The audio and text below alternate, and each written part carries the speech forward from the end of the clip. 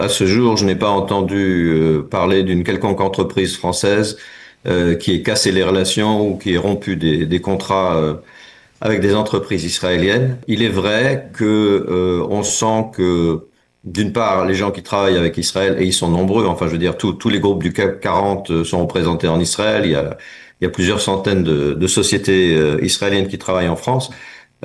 Disons que les gens se tiennent à une plus grande discrétion. On va se focaliser un peu plus sur l'action entre la France et Israël, les relations commerciales entre les deux pays avec Julien Rothman. Julien Rothman qui est le président de la Chambre de commerce Israël-France. Julien, bonjour, Boker Tov. Merci d'être avec nous ce matin. La Chambre de commerce Israël-France a tenu une réunion importante hier à l'ambassade de France, ou à la résidence de l'ambassadeur à Yafo. Et la première question que je voudrais vous poser, c'est est-ce que d'abord vous sentez sur le principe, avant même que des sanctions puissent être imposées par l'Union européenne, peut-être même par la France contre l'État d'Israël, est-ce que vous sentez un ralentissement des relations commerciales entre les deux pays depuis ces derniers mois, depuis la crise, depuis que l'on parle de famine à Gaza, depuis que l'on vit cette crise diplomatique très intense? Disons que je parlerai plutôt d'un surcroît de discrétion. C'est-à-dire que à ce jour, je n'ai pas entendu parler d'une quelconque entreprise française qui ait cassé les relations ou qui ait rompu des contrats avec des entreprises israéliennes. Mais il est vrai que on sent que d'une part, les gens qui travaillent avec Israël, et ils sont nombreux, enfin je veux dire, tous les groupes du CAC 40 sont représentés en Israël, il y a plusieurs centaines de sociétés israéliennes qui travaillent en France. Disons que les gens se tiennent à une plus grande discrétion. Ils ne proclament pas, disons, les liens commerciaux, les liens business qu'ils peuvent avoir avec Israël ou les entreprises israéliennes. Ça, c'est une première chose. Il y a une deuxième chose aussi, c'est qu'il y a une certaine autocensure, c'est-à-dire que c'est vrai qu'un certain nombre de projets, disons, on retarde les dates de décision, on joue un petit peu la montre, on joue sur la durée. Donc c'est vrai qu'il y a disons un certain ralentissement. Enfin, je veux dire, aujourd'hui, c'est quelque chose qui est encore tout à fait marginal. Ah, c'est marginal. C'est-à-dire, par exemple, des sociétés qui sont traditionnellement en relation étroite, qui ont des contacts et des relations commerciales étroites, vous n'en avez pas entendu qui ont dit, eh bien non, avec ce que vous faites à Gaza, eh bien, on a décidé de rompre nos relations et de ne pas continuer nos accords? Non. Il y a parfois des décisions qui sont repoussées. Encore une fois, beaucoup de prudence, profil bas, mais je ne connaissais personnellement pas d'exemple, et inversement, il y a quelques groupes comme Altavia par exemple, qui nonobstant la guerre et tout le reste, ont ouvert des filiales en Israël. Donc non, c'est plus difficile qu'avant.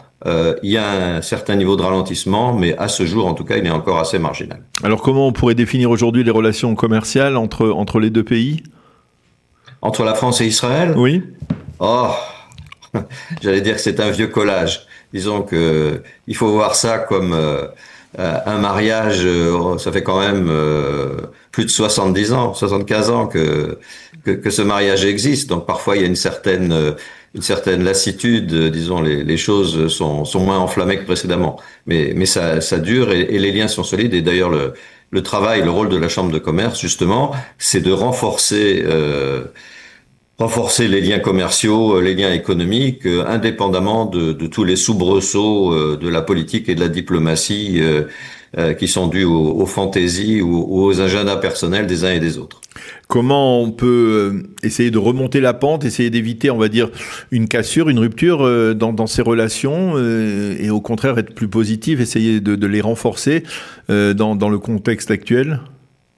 Disons que, enfin, d'abord, premièrement, il faut continuer. C'est-à-dire que la réunion d'hier, par exemple, la réception chez l'ambassadeur, il y a eu quelques personnes, un nombre très limité, je dois dire, des gens qui ont dit non, dans les conditions actuelles, on peut pas décemment aller à l'ambassade de France. Je pense que c'est une erreur, et c'est justement dans des temps troublés comme ceux que nous vivons maintenant, qu'il faut continuer à maintenir les liens. C'est l'essentiel comme beaucoup de choses, les relations commerciales et les relations entreprises, à la fin des fins, c'est des relations entre personnes, entre deux patrons qui discutent, entre deux managers qui concluent des accords. Et c'est ça qu'il faut préserver, et c'est ça qui permet de durer et d'avancer.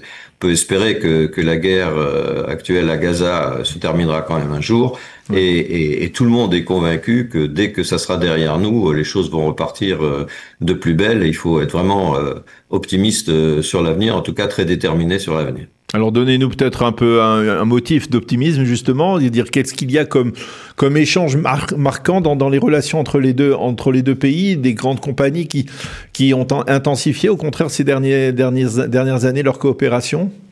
D'abord, moi, ce qui me frappe beaucoup, comme je disais, tous les groupes du CAC 40 sont représentés en Israël. Oui. Il n'y a quasiment pas d'exception. Alors, certains ont investi en Israël, ont créé des filiales en Israël, opèrent en Israël, comme par exemple L'Oréal ou comme par exemple EDF, Énergie Renouvelable, qui fait des choses absolument extraordinaires.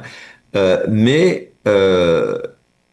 même ceux qui n'ont pas investi lourdement en Israël, ils ont tous au minimum, j'allais dire, une cellule, ils appellent ça du scouting, de suivi, de détection, tout ce qui est innovation, entrepreneuriat, etc. Enfin, ils cherchent tous à trouver les pépites dans leur domaine, les futures licornes, etc. Il y a pas, enfin, je veux dire, ça, tout le monde, Renault, etc., etc. Ça, c'est la première chose.